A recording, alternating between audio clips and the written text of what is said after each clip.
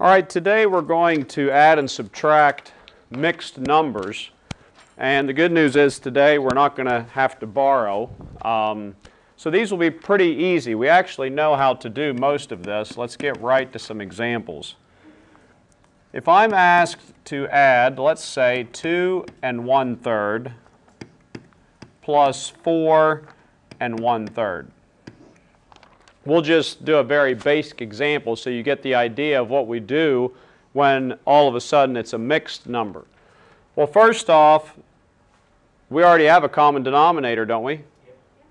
So I add the 1 and the 1, and I get 2/3.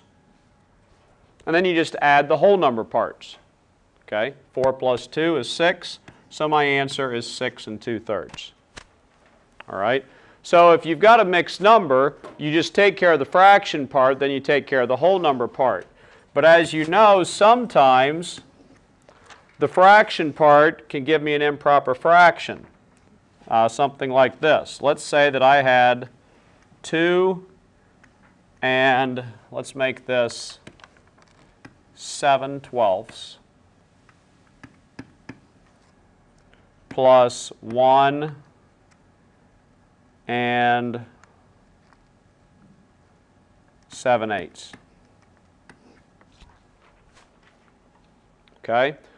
Well, I don't have a common denominator on this one, so I need to come over to the side and get one. Remember what we do, we come over to the side and we write our multiples of 12 and 8.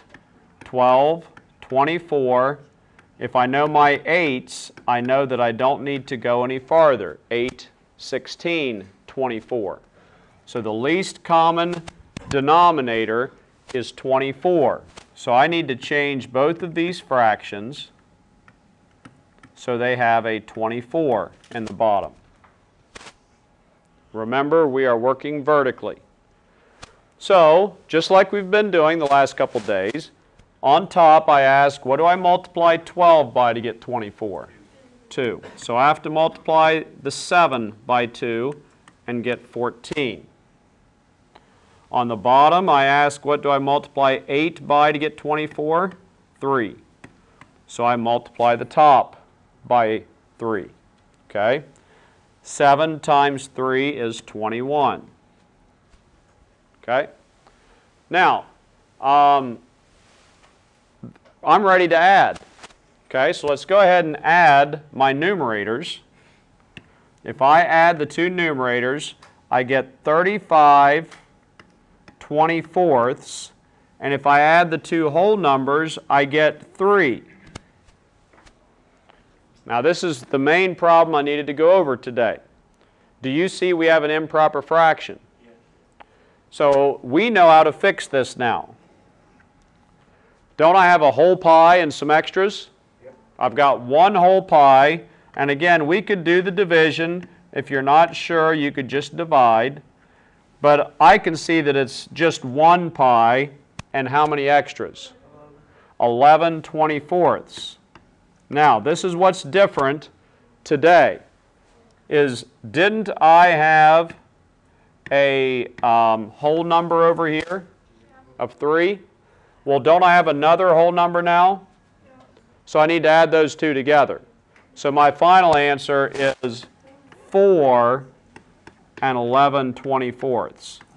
And that's one of the main things that I needed to go over today was if you got an improper fraction,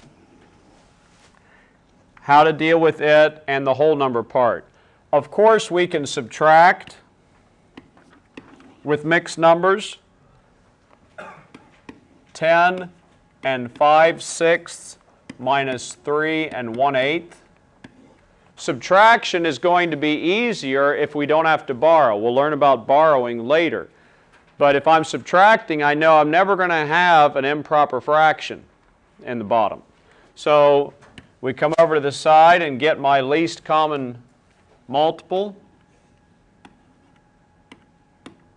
12, 16, 18, looks like it's going to be 24 again. So both of these fractions need to have a 24. On top, I multiply them both by 4. So this will be 20. On bottom, I multiply them both by 3. So this will be 3. And now I'm ready to do the subtraction. Like I said, this one's easier because my answer, 20 minus 3, is 17/24. That's not improper. If you're doing a subtraction problem, you should never get an improper fraction right here. And then I do the 10 minus 3, which is what? 7. So your final answer is 7 and 17/24. And we will stop there for today.